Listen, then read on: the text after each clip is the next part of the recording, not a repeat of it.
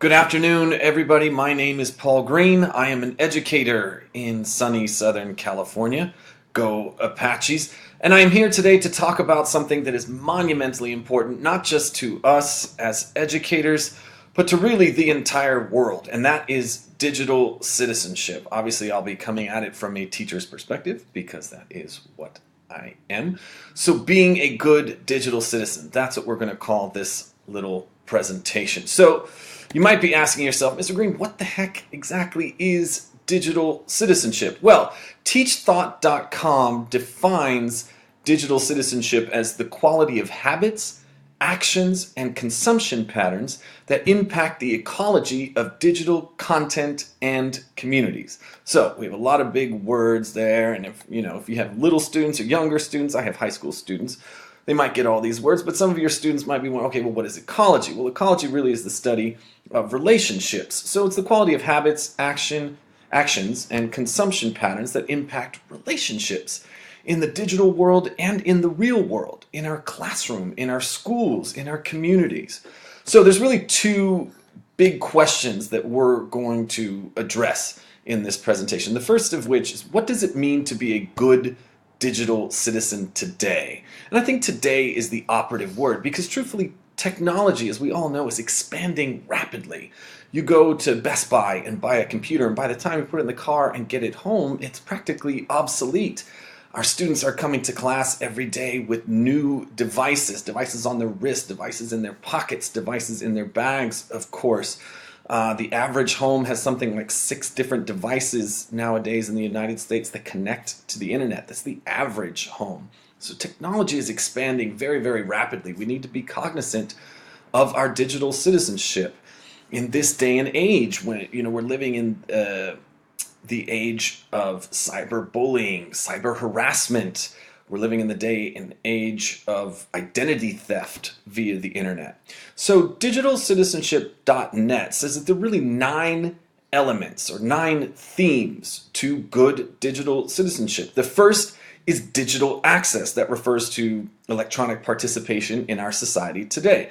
The second is digital commerce. That's buying and selling stuff online, which I'm pretty sure all of us do or at least have done in the past. The third is digital communication, obviously the exchange of information, whether you're talking about email, whether you're talking about social media sites, etc., etc. Digital literacy is the fourth. That's the process of teaching and learning about technology and its usage. Digital etiquette is the fifth. Electronic standards of conduct or procedure, again, supremely important for our students. Digital law. And this is of particular interest to me. I'm a social science teacher. I teach the Constitution. I teach about law to a certain degree with my high school students.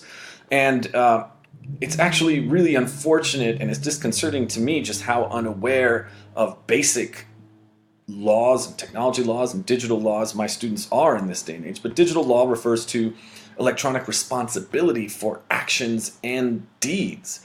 Number 7, digital rights and responsibilities. So there's a little bit of differentiation there with law. So that refers to freedoms extended to everyone in our digital world. Hello, net neutrality. Number 8, digital health and wellness. Physical and psychological well-being in a digital technology world. Again, this is where cyberbullying comes into play. And the last is digital security or self-protection, precautions to guarantee our safety and the safety of others on the internet. The second question that we address today is, what should we as educators teach our students about using technology appropriately?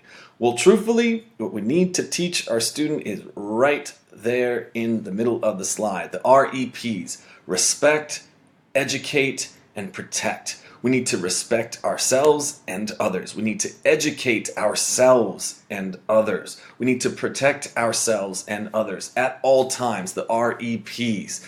And we as educators know that repetition is supremely important. We need to start teaching our students from the primary level, kindergarten on. Repetition, repetition. Teach them about the REPs and how important they are.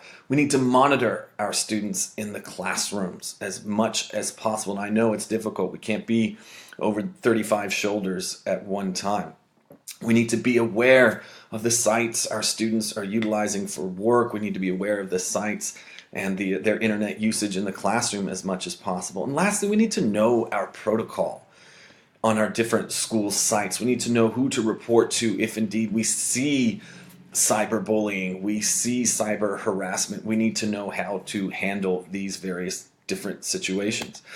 Last thing I want to talk about, it's the 21st century, obviously. It's 2018 now. We are teaching our students very differently than we ever have before. And this is our framework here in this slide going forward. Obviously, we have the 4 C's, Common Core, critical thinking, communication, creativity, collaboration. But information, media, and technological skills are a huge component of our framework going forward, as it should be. And this is down here at the bottom. This is everything we do to support and buttress everything at the top in the rainbow, if you will. And again, information, media, and technological skills are supremely important. We need to be cognizant of everything we're doing in the classroom in preparing good digital citizens going forward. These are my sources that I utilize to create this presentation. You're welcome to go to those if you're still interested in the topic. I thank you for your time. I hope you have a great day. Thanks. Goodbye.